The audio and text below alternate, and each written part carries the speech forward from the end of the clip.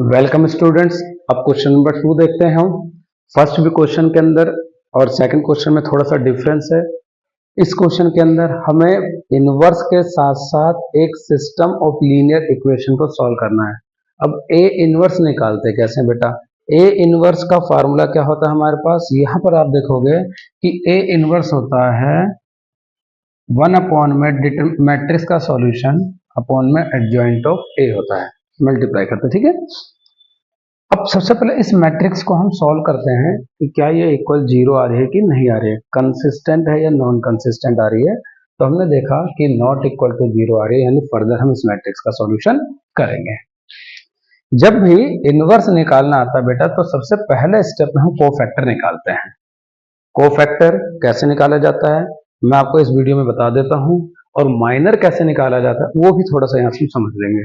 देखो, अगर किसी भी मैट्रिक्स को हम सॉल्व करते हैं तो कोफैक्टर के लिए सी लिखा जाता है, सी आई जे, और अगर माइनर को -1 और सी प्लस में जे से मल्टीप्लाई कर देते हैं तो क्या आ जाता है? कोफैक्टर आ जाता है। माइनर निकालने का मतलब क्या हो गया? जैसे मैं एक माइनर आपको निकाल देता हूँ, ए M11, ध्यान से देखो बेटा, M11 निकालना है तो माइनस में 1, माइनस में 1, माइनस में 2 और 1 है। तो माइनस में 1 और प्लस में माइनस में 2 इक्वल में -3 आ गया ना बेटा। ये हो गया मेरा M11। ठीक है, ये हो गया मेरा माइनर हो जाएगा। इसी तरीके से M11, M12, M13 से लेकर कहां तक निकालते हैं हम? M33 तक निकालते हैं माइनर। अब कोफैक्टर में क्या करना है कि फर्स्ट मैट्रिक्स, फर्स्ट रो की और फर्स्ट कॉलम की जो पहली पोजीशन है ए आई जे, अब ए आई जे माइनस में 1, 1 प्लस में आई जे से मल्टीप्लाई कर देना है। मतलब इस रो या कॉलम की जो वैल्यू आ रही है, फर्स्ट 1 1 है, ये 1 2 है, ये 1 3 है, ऐसे ये 2 1 है, ये 2 2 है, ये 2 3 है, ये 3 1 है, ये 3 2 है, ये 3 3 है। 3 into 3 मैट्रिक्स है, तो उससे हम -1 और उसकी पावर ऐड करके मल्टीप्लाई कर दे तो कोफैक्टर आ जाता है। तो यहाँ पर आप देखो मैंने सारे के सारे कोफैक्टर्स निकाल दिए, C11, C12, C13, ऐसे C21, C22, C23, C31, C32, C33। चलिए, अब इस वैल्यू को अब मुझे क्या निकालना है? Adjoint of A. Adjoint of A के लिए क्या करेंगे कि जो भी कोफैक्टर की वैल्यू को हम मैट्रिक्स में डालते दें उसका ट्रांसपोज कर दीजिए। C11, C12, C13, C21, C22, C23, C31, C32, C33। अब इसका ट्रांसपोज कर दिया। ट्रांसपोज का मतलब पता है? रो इनटू में, रो को कॉलम में हम चेंज कर दिए। जब भी ट्रांसपोज आता है तो क्या करते हैं? आर और कॉलम इंटरचेंज हो जाता है। ये इस तरीके से बन जाएगा बेटा। अब ए इनवर्स का फार्मूला कहता है मोड में ए 1 अपॉन मोड ऑफ ए और एडजॉइंट ऑफ ए। तो ए मोड की वैल्यू क्या निकाली हमने? मैट्रिक्स को सॉल्व किया बेटा, तो 1 आया तो 1 से कोई फर्क नहीं पड़ा, हमारा आंसर आ जाता है। अब यहां पर देखेंगे कि सॉल्यूशन ऑफ लीनियर इक्वेशन, अब इसका मुझे सॉल्यूशन निकालना। तो बेटा देखो, ऐसे जब भी क्वेश्चन आएगा तो 99% जो केस होता है, 100% हो लीजिए कि जो मैट्रिक्स दे रखी होगी वो इस लीनियर इक्वेशन की ही होगी। समझ में आ गया ना? इस मैट्रिक्स को लीनियर इक्वेशन के फॉर्म में लिख देंगे बस, और ज्यादा कुछ नहीं होता है।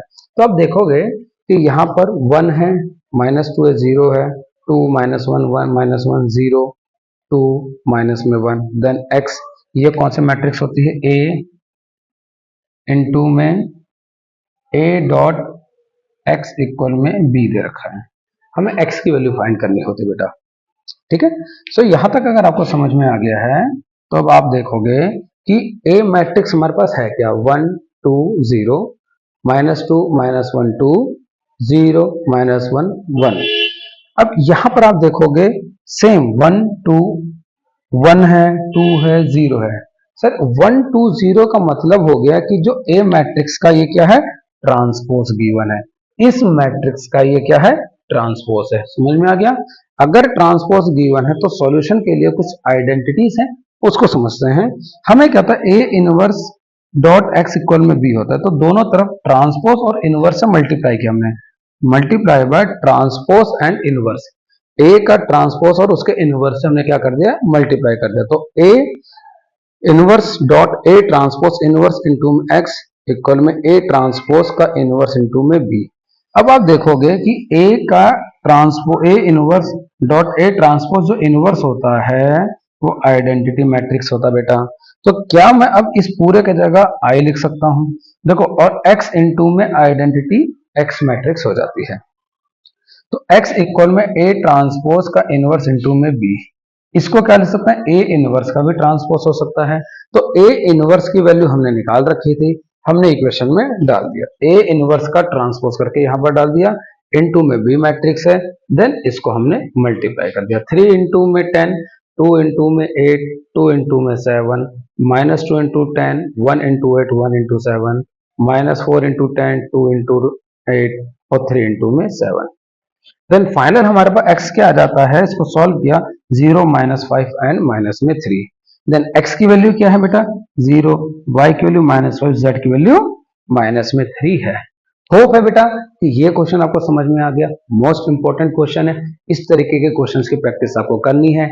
नेक्स्ट वीडियो में एक नया क्वेश्चन करेंगे।